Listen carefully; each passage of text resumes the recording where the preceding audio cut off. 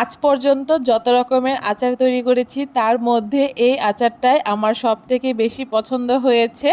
আজকে খুব সহজ পদ্ধতিতে কোনো রকম তেল ছাড়াই কাঁচা আমের এই লাচ্ছা আচারটা আপনাদেরকে তৈরি করে দেখাবো। নমস্কার বন্ধুরা, মন কিচেনে আপনাদের সবাইকে স্বাগত। আশা করি আপনারা সবাই খুব ভালো আছেন।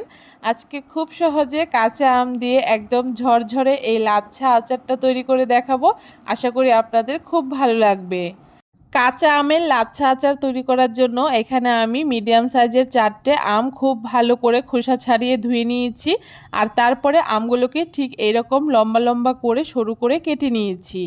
আমগুলো কিন্তু খুব বেশি মিহি কুচি করে কাটিনি, একটু মোটা করে এইরকম লম্বা লম্বা করে কেটে নিয়েছি। এখন আমের থেকে খুব ভালো করে জলটাকে ঝরিয়ে নিয়ে এখানে আমি 1 বাটি মতো চিনি দিয়ে দিচ্ছি। এখানে আমার আমগুলো খুব বেশি টক ছিল না, তাই চিনির পরিমাণটা আমি আমার পছন্দ মতো ব্যবহার করেছি। আপনারাও কিন্তু আচারের মিষ্টিটা আপনাদের পছন্দ মতো ব্যবহার করবেন। এখন চিনির সাথে খুব ভালো করে আমটাকে মিশিয়ে এভাবে করে ঢাকা দিয়ে রেখে দেব 1 ঘন্টার জন্য। এইদিকে আমি একটা আচারের মশলা তৈরি করব। তার জন্য উনানে প্যান বসিয়ে দিয়ে তার মধ্যে 1 চামচ গোটা জিরে, 1 চামচ মৌরি, তার সাথে হাফ চামচ মেথি আর 1 চামচ গোটা ধনে দিয়েছি। আর ঝালের জন্য 4-5টা শুকনো লঙ্কা দিয়ে এখন খুব ভালো করে সব কিছু একসাথে লাল করে ভেজে নেব। মশলাটা খুব ভালো করে ভেজে নেওয়ার পরে এখানে মশলাটাকে নামিয়ে মশলাটা ঠান্ডা হলে গুঁড়ো করে নেব। এদিকে উনানে আবারও প্যান বসিয়ে দিয়ে আগে থেকে চিনি মাখানো আমটাকে দিয়ে দিচ্ছি। আর দেখুন চিনিটা গলে কিন্তু বেশ অনেকটাই চিনি থেকে জল ছেড়ে দিয়েছে। এখন খুব ভালো করে একটুখানি মিশিয়ে নেব আর তারপরে কিছুক্ষণ রান্না করে নেব যতক্ষণ না বলক চলে আসছে। দেখুন চিনির রসটা কিন্তু খুব ভালো মতো বলক চলে এসছে। এখন আবারও খুব ভালো করে একটুখানি মিশিয়ে নিচ্ছি এপাশ ওপাশ করে। আর এই সময় কিন্তু উনানের আঁচটাকে হাইতে রেখেই এই আচারটাকে রান্না করে নিতে হবে। বেশ কিছুক্ষণ আমগুলোকে আমি রান্না করে নিয়েছি হাই ফ্লেমে। আর আমটা কিন্তু বেশ অনেকটাই সেদ্ধ হয়ে গেছে। এখন এখানে আমি হাফ চামচ লঙ্কার গুঁড়ো, হাফ চামচ হলুদ গুঁড়ো আর স্বাদ মতো নুন দিয়ে দিচ্ছি। এখানে আমি লঙ্কার গুঁড়োটা কালারের জন্য ব্যবহার করেছি। আপনারা যদি পছন্দ না করেন সেক্ষেত্রে লঙ্কার গুঁড়োটা ব্যবহার নাও করতে পারেন। এখন সব কিছু একসাথে খুব ভালো করে মিশিয়ে নিচ্ছি। খুব ভালো করে মিশিয়ে নিয়ে আবারও বেশ কিছুক্ষণ আমি আচারটাকে রান্না করে নেব।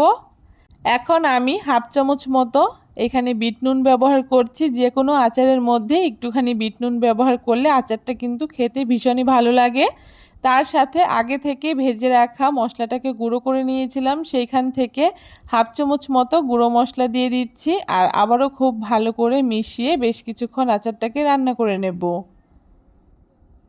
খুব ভালো করে বেশ কিছুক্ষণ রান্না করে নিয়েছি। আর এই সময় কিন্তু চিনির রসটা অনেকটাই শুকনো হয়ে গেছে।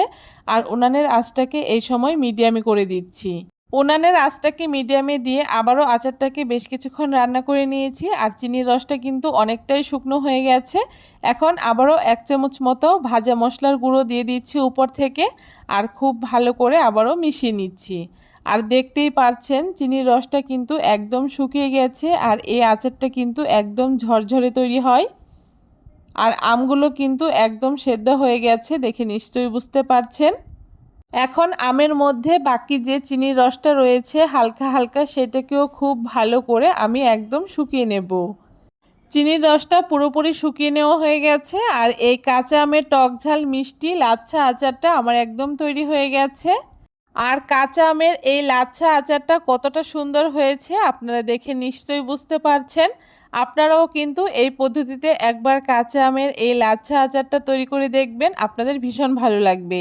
আচারটাকে ঠান্ডা করে নিয়েছি, এখন একটা প্লেটের মধ্যে তুলে নিচ্ছি। আর দেখতেই পারছেন আচারটা কত সুন্দর ঝরঝরে আর লোভনীয় তৈরি হয়েছে। বাজারে কাঁচা আম শেষ হয়ে যাওয়ার আগেই কাঁচা আম দিয়ে এই টক ঝাল মিষ্টি লাচ্ছা আচারটা তৈরি করে আপনারা সারা বছরের জন্য সংরক্ষণ করে রেখেও দিতে পারেন। কেমন লাগলো আজকে খুব সহজ পদ্ধতিতে দারুণ সুন্দর কাঁচা আমের এই টক ঝাল মিষ্টি লাচ্ছা আচারের রেসিপি?